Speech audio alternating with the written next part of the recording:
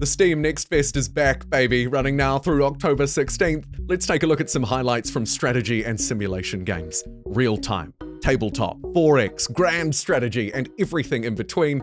I'm JumboPixel, and here are my highlights. First and foremost, Songs of Silence.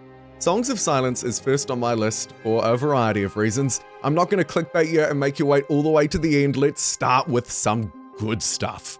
I think the first thing that struck me was its fairly beautiful world.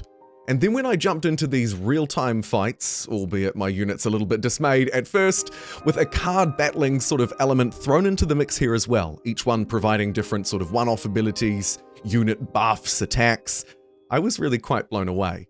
This world, I think, is probably one of the most engaging ones that you'll discover during the Steam Next Fest as well. So what does the game actually deliver? Well, it's a strategy game.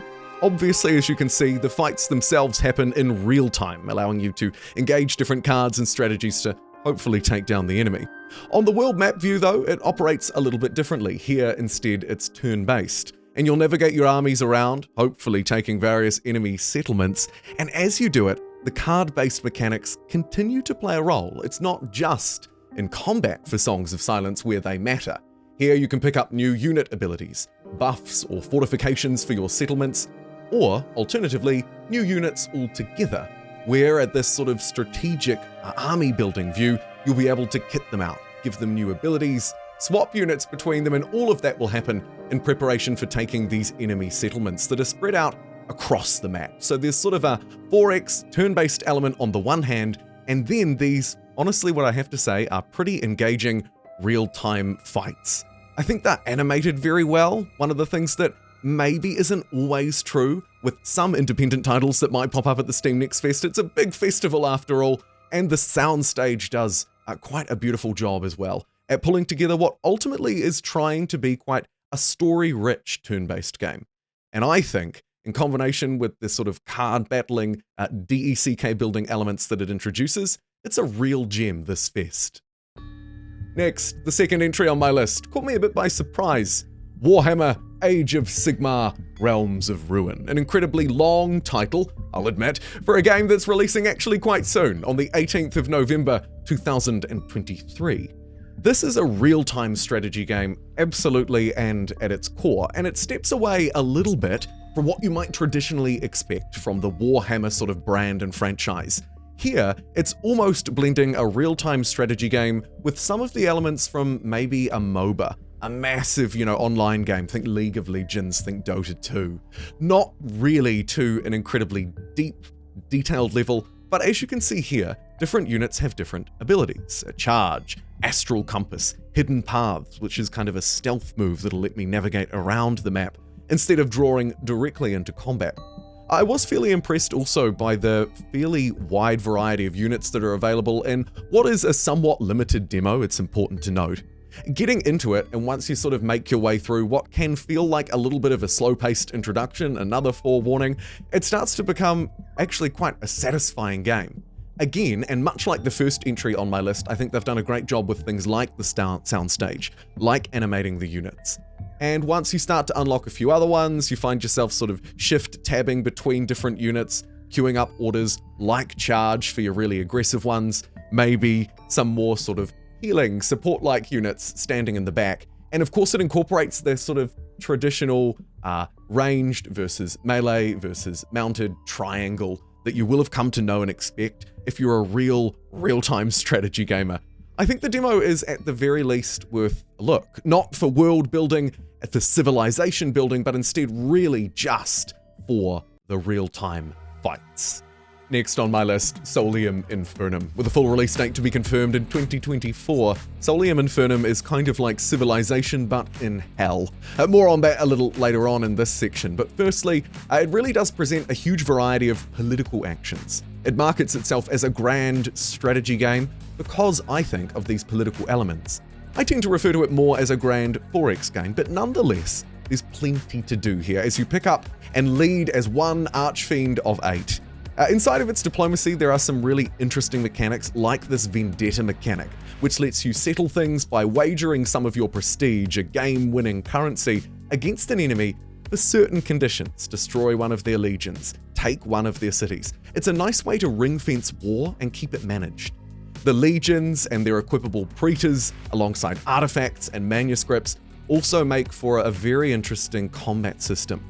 And across the game as a whole, every decision you make, whether it's to buy a unit, you don't recruit them in cities, but instead bid for them here at this marketplace, or move units around the map, it doesn't matter, all of those actions take orders. And with a limited number per turn, it makes each one feel quite significant. Speaking of significant, the combat is much the same. It takes place across 3 rounds. Firstly a ranged round, then melee, and then kind of a magical one. And each unit or legion will have 3 stats, 1 for each round.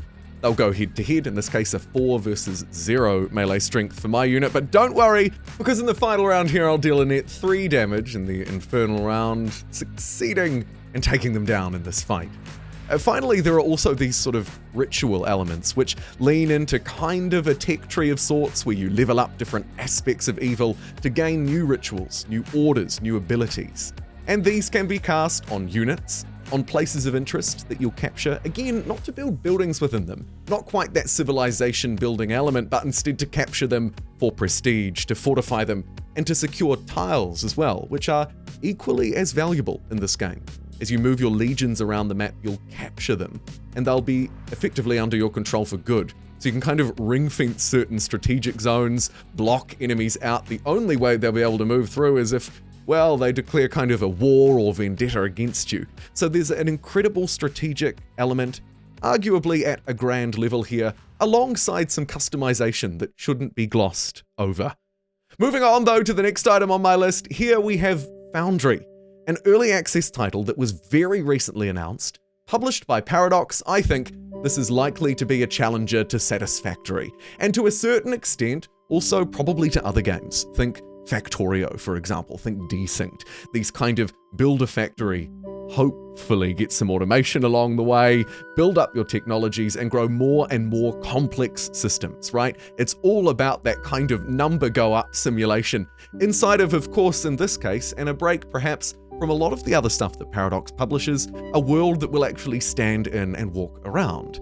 Unlike many other games on this list, although of course not Solium Infernum, which will have quite a significant multiplayer to it, this game is also promising some multiplayer, though maybe, unfortunately, not PvP at this stage. On Steam, online and local area co-op are listed.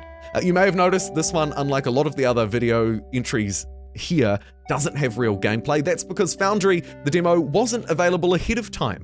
Fun fact, a lot of the Steam Next Fest demos are, not just for creators or video makers, they actually have to publish them early for everyone. So of course many of these games, everything so far on the list, I've played ahead of time. Foundry will have to wait and see. Next, we have a pretty neat entry for tabletop gamers among us. It's Demeo Battles, full release scheduled for the 10th of November. This breakaway title with battles added on is specifically focused around a tabletop turn-based tactical experience. Start off by choosing a hero and spending a little bit of cash to pick up either some cards or extra units that you'll place down onto the tabletop. And when I say place down, I mean that quite literally, by the way. This is, of course, a game focused around multiplayer, though it does have single player as well. You can play the same experience against the computer, and it also has VR. So if you're one of the few people watching this video thinking, man, I'd really love to play a tabletop game in VR right now, I can highly recommend that you check out this demo. It also has things like crossplay, for example, so it should be fairly easy to play with friends, and that is perhaps one of the main selling points here, though as I mentioned, perfectly fine to play it in single player. The way the base game sort of works is you bring 2 heroes, and alongside them, as I mentioned earlier, minions that you might have bought, extra cards, all that kind of stuff. A game takes around 15 to 25 minutes, so it's certainly under half an hour. You can sit down, play a quick game. Now, full disclosure, I'm not a huge tabletop gamer, but I of course know fundamentally how it works. And I will say one thing about the game itself, perhaps just not quite as polished as some of the other entries on this list. A few errors with the way that the dice would be picked up, kind of spamming around, or the camera would zoom in and focus far too far in on the dice. But I ultimately maybe wouldn't deduct too many points from that, just because this phenomena is perhaps not the most unusual phenomena in the simulated tabletop experience. And I imagine with the VR controls, it's a little bit sloppier still. But by and large, I think that this is a pretty fun demo, and that's why it makes it on my list. The next entry, cracking into the party survival genre with a distinctly 4X feel, this is Sandwalkers, releasing in Q1 of 2024, perhaps not too long to wait.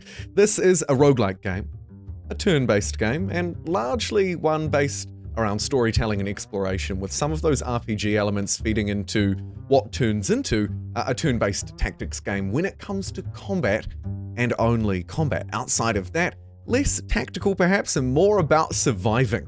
As I mentioned just before, it is a classic kind of caravan-style party survival game. Make your way across the map, explore it, roguelike generation, all of that good stuff. Stumble upon events that might maybe leave you a little bit worse off than when you found them, and of course get involved in some pretty tough fights. Fight off things like disease, try and keep your party alive as you explore through. I think that Sandwalkers, published by Goblins Publishing, who have quite a few strategy games under their belt, could very well be worth a watch. And the final entry on my list, taking us back in time in a modern way, is Stronghold Definitive Edition. Again, releasing in November 2023, like a lot of other things, this, my friends, is unlikely to be a franchise that isn't familiar to you.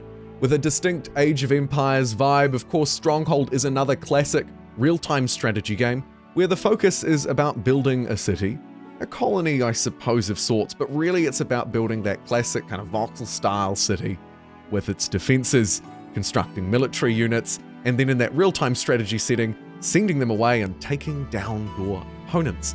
Now, of course, the Definitive Edition is a reimagining of the classic. They say that it has significantly improved visuals, and you can tell by looking at the old one that it does, although of course it still very much captures that classic feel. It has Steam multiplayer and a new single-player campaign as well, so some new stuff on offer. Of course, not all of it will be in the demo at Steam Next Fest, but there's not long to wait. Thank you for joining me, taking a look at 7, what I think will honestly be real gems for the Steam Strategy Festival across strategy and simulation games. I've been JumboPixel. I'll see you next time.